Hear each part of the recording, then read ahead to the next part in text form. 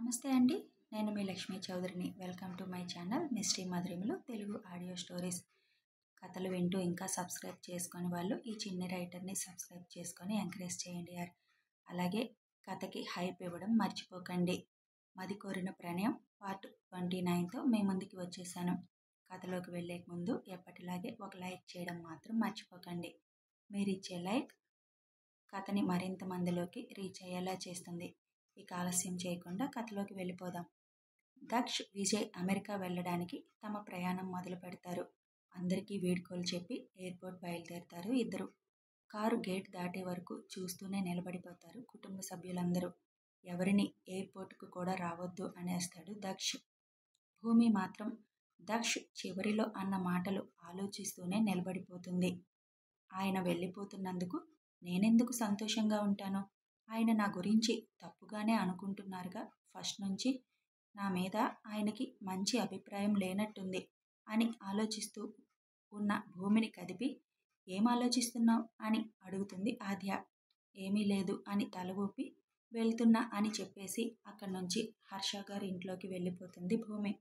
లోపలికి వెళ్ళి సోఫాలో కూర్చొని దక్ష్ మాటల గురించే ఆలోచిస్తూ ఉండిపోతుంది.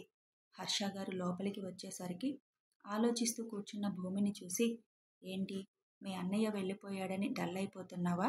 2 సంవత్సరాలు ఎంత గిర్రును తిరిగి వచ్చేస్తాయి.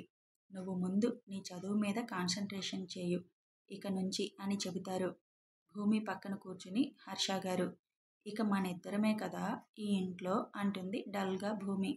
మనిద్దరమే ఎందుకు? అద్వైత్ గడు వస్తాడు, ఆద్య వస్తుంది, ఇంకా నయని వస్తుంది. ఎవరో ఒకరు వస్తూనే ఉంటారు కదా. పొద్దున లేస్తే అద్వైత్ గాడు ఇక్కడే ఉంటున్నాడు కాబట్టి మనిద్దరమే అని మనం ఫీల్ అవ్వాల్సిన అవసరం లేదు అని అంటారు నవ్వుతూ. ఏంటి తండ్రి కూతుర్లు ఏదో మాట్లాడేసుకుంటున్నారు అంటూ వస్తుంది ఆద్య అక్కడికి. ఇక నుంచి మనిద్దరమే కదా అని డల్గా అంటుంది నీ ఫ్రెండ్. మీరందరూ ఇక్కడే ఉంటారు కదా అని చెబుతారు హర్ష గారు. అంతే కదా, ఇక నుంచి నేను ఇక్కడే అని అంటుంది ఆద్య నవ్వుతూ. సరే కాసేపు పడుకుంటారా వెళ్ళి? టైం ఇంకా తెల్లవారుజాము 5 కదా అయ్యింది అంటారు హర్ష గారు. నేనైతే పడుకుంటా 2 గంటలు. 7 గంటలకి లేచి వెళ్ళి రెడీ అవుతా. తమరి సంగతేంటి అని అడుగుతుంది ఆద్య భూమిని. నాకు నిద్ర పట్టదులే, నేను లేచే టైం కదా ఇది. నువ్వు వెళ్ళి పడుకో, నేను పనులు చేసుకుంటా అని చెబుతుంది భూమి. ఓకే, నీ పని ఇప్పుడు పూలు కోయడం, దండలు కట్టడం ఇదేగా కానివ్వు. ఇప్పుడు మా రాక్షస్ అన్నయ్య కూడా లేడుగా, హ్యాపీగా అక్కడికి వెళ్ళి అక్షయ ఫోటోకి నువ్వే దండ వేసేయొచ్చు అని అంటుంది ఆద్య నవ్వుతూ. అంతలేదు, ఒకసారి వద్దన్నాక ఇంకవి ముట్టుకోను. మీ అన్నయ్య లేకపోతే నేనేమైనా సంతోషిస్తున్నాను అని మీరు కూడా అనుకుంటున్నారా అని అంటుంది భూమి అనుమానంగా. మీరు కూడా అంటే ఇంకెవరైనా అన్నారా అని అడుగుతుంది ఆద్య. హా, మీ అన్నయ్య వెళుతూ వెళుతూ నేను వెళ్తున్నా కదా, ఇంకా హ్యాపీగా ఉండు అని అన్నారు.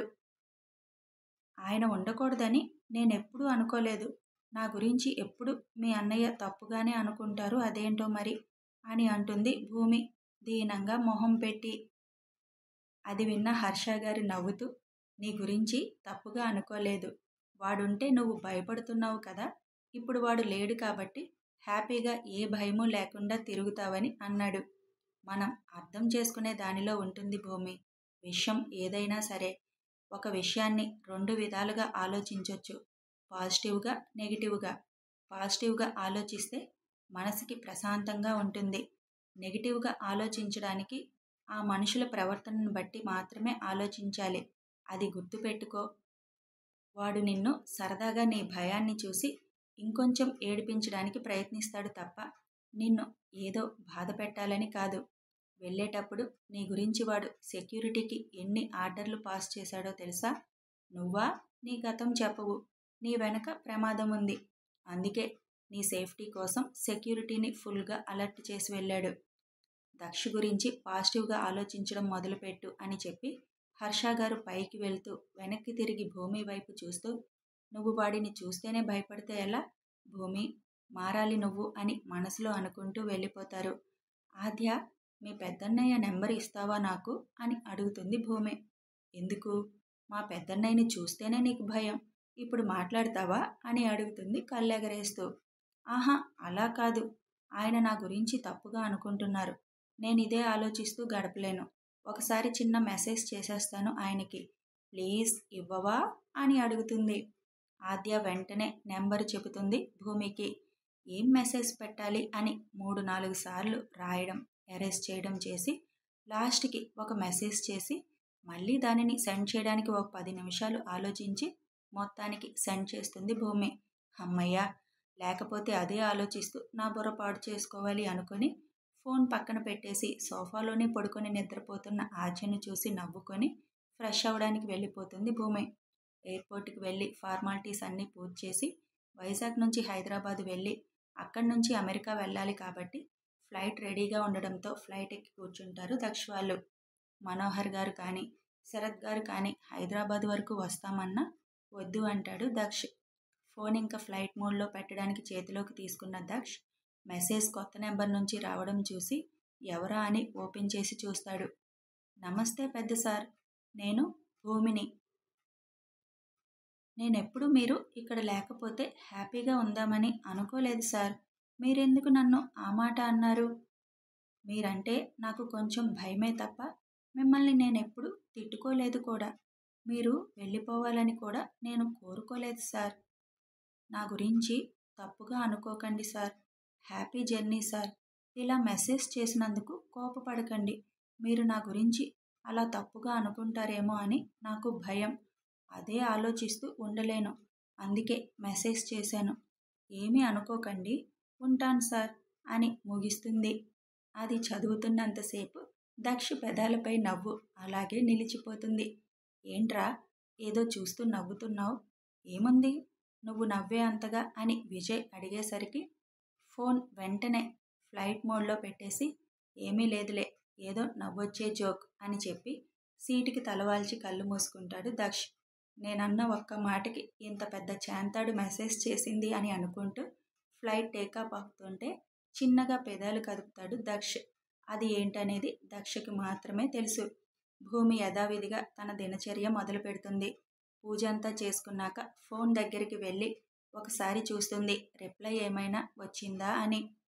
వాట్సాప్ కూడా కాదు, మామూలు మెసేజ్ చేయడంతో చూసారా లేదా అన్నది కూడా తెలియకపోవడంతో చూసే ఉంటారులే, చూడకుండా ఏమీ ఉండరు, రిప్లై కోసం ఎదురు చూడటం కూడా వేస్ట్, నేను చెప్పాల్సింది చెప్పేశాను అని ఇక మొత్తం ఆలోచనలను వదిలేసి ఆద్యను లేపుతుంది కాలేజీకి టైం అవుతుందని. ఆద్య బద్ధకంగా లేచి సరే నేను రెడీ అయి వచ్చేస్తాను, నువ్వు రెడీ అవ్వు. ఇంతకీ మా అన్నయ్యకి మెసేజ్ పెట్టావా, చూశాడా అని అడుగుతుంది వెళ్తూ. ఏమో, నేను మామూలు మెసేజ్ పెట్టాను, చూశారో లేదో ఎలా తెలుస్తుంది, సెండ్ అయితే అయ్యింది అని చెబుతుంది భూమి. ఆద్య తల కొట్టుకుంటూ వాట్సాప్ ఒకటి ఉంది కదా, దాంట్లో పెట్టొచ్చు కదా, నువ్వెప్పటికి అప్డేట్ అవుతావో నాకు అర్థం కావడం లేదు అనుకుంటూ వెళ్ళిపోతుంది ఆద్య. నేను ఆ నెంబర్ సేవ్ చేసుకోవాలనుకోలేదు, అందుకే వాట్సాప్ వాడలేదు. అయినా అందులో కూడా చూసారో లేదో తెలియకుండా ఉండే ఆప్షన్ ఉందిగా అని అనుకుంటూనే కాలేజీకి రెడీ అవుతుంది భూమి. అది ఈ ఇంటి నుంచి వెళ్ళి 6 నెలలు అయిపోతుంది, ఇంతవరకు దాని ఆచూకీ తెలుసుకోలేకపోయాం అని భద్రావతి కోపంగా కూర్చొని అంటుంటే అసలు అది బతికి ఉందంటావా అని అంటాడు నరేన్. చచ్చిపోవాలి అనుకున్నది అయితే ఇక్కడే ఊపిరి బిగబట్టయినా చచ్చిపోయేది. చచ్చిపోకుండా ఇంటి నుంచి బయటపడింది అంటే అది చచ్చి ఉండదు, తప్పకుండా ఎక్కడో ఉండే ఉంటుంది. అన్ని ఆశ్రమాలు వెతికినా ఎక్కడో దొరకలేదు అంటే ఎవరో దానికి ఆశ్రయం ఇచ్చారు, బతికిపోయాను తప్పించుకొని అనుకుంటుందేమో. కానీ ఎన్ని సంవత్సరాలైనా ఎక్కడున్నా దాని జుట్టు పట్టుకొని ఈడ్చుకురావాలి అని కసిగా అంటుంది భద్రావతి. ఇప్పుడేం చేద్దామమ్మా, మళ్ళీ 6 ఏళ్ల వరకు ఆగాలి అన్నాడు కదా అతను, మరి మనం ఏం చేద్దాం అని అడుగుతాడు నరేన్. అక్కడి నుంచి లేచి భద్రావతి మెట్లెక్కి పైకి వెళ్ళి ఒక రూమ్ డోర్ ఓపెన్ చేస్తుంది. భద్రావతి వెనకే వెళ్ళిన నరేన్ కూడా ఆ రూమ్లోకి అడుగు పెడతాడు. మంచం మీద ఆక్సిజన్ మాస్క్తో, మంచం చుట్టూ ఉన్న మిషన్లతో, బాడీ అంతా వైర్లతో ఉన్న ఒక 25 ఏళ్ల అతని దగ్గరికి వెళ్ళి నువ్వు కళ్ళు తెరవాలి అంటే అతను చెప్పినట్టు జరగాలి. డాక్టర్లందరూ నువ్వు బతకవు అంటున్నారు, కానీ నువ్వు బతకాలి. మనం అనుకున్నట్లు అయి ఉంటే ఈ పాటికి నువ్వు కళ్ళు తెరిచేవాడివి, కానీ అవ్వలేదు. మళ్ళీ 6 ఏళ్ళు ఆగాలి. అప్పటి వరకు నీ ఊపిరి ఇలాగే ఆపుకుంటూ ఉండు, తప్పకుండా నువ్వు కళ్ళు తెరుస్తావు. మన ఆశలని నట్టేట్లో ముంచేస్తున్న అది ఎక్కడ ఉన్నా దాన్ని తీసుకువస్తాను. తప్పకుండా నిన్ను కాపాడుకుంటాను. ఇల్లు దాటి వెళ్ళినందుకు దానికి నరకం అంటే ఏంటో తెలిసేలా చేస్తాను. నువ్వు మాత్రం అప్పటి వరకు బతికే ఉండాలి. వింటున్నావు కదా నేను చెప్పేది అని అంటుంది భద్రావతి అతని పక్కన కుర్చీలో కూర్చొని. 6 ఏళ్ళంటే కష్టమేమో, ఫారెన్ తీసుకువెళ్దాం అని అంటాడు నరేన్. డాక్టర్ చెప్పేశాడు కదా ఖచ్చితంగా. ఎన్నాళ్ళైనా ఇలా మంచం మీదే ఉండాలి అని. బతికినన్నాళ్ళు బతికి తర్వాత ఊపిరి ఆగిపోవడం అని కూడా చెప్పారు కదా. అతను చెప్పినట్లు చేస్తే తప్పకుండా వీడు లేస్తాడు. నాకు నమ్మకం ఉంది. 6 ఏళ్ళు వీడు ఊపిరి పీలుస్తూ ప్రాణాలు నిలుపుకుంటే చాలు. అది ఎక్కడ ఉన్నా సరే నా ముందుకి వచ్చేయాలి. అంతా సవ్యంగా జరుగుతుంది అని ఆనందిస్తున్న టైంకి అది మనకి వేదన మిగిలించి వెళ్ళింది కదా. ఎక్కడున్నా దాన్ని పట్టుకురండి. నరకం అంటే ఏంటో అది చూడాలి. ఈసారి గొలుసులతో దాన్ని కుక్కను కట్టేసినట్టు కట్టేస్తే ఎక్కడికి పారిపోతుందో చూద్దాం. నువ్వు కూడా జాగ్రత్తగా ఉండు నరేన్. ఎక్కడున్నా సంతోషంగా ఉంటున్నావని అనుకుంటున్నావేమో. మా సంతోషాలని దూరం చేసి నువ్వు సంతోషంగా ఉంటానంటే ఉండనివ్వను. ఈ భద్రావతి కాళ్ళ కింద నువ్వు నలిగిపోవలసిందే అని అంటుంది భద్రావతి కోపంగా. వంట చేస్తున్న భూమి ఒళ్ళు ఒక్కసారిగా వణికిపోతుంది. ఎందుకు నాకు అప్పుడప్పుడు ఇలా అవుతుంది అనుకుంటూ మంచినీళ్లు తాగుతుంది భూమి. భద్రావతి వాళ్ళు వేట కొనసాగిస్తూనే ఉన్నారు. వాళ్ళతో పాటు వాళ్ళకి భూమి కావాలని చెప్పినవాడు కూడా వెతకడం మొదలుపెట్టాడు భూమి కోసం.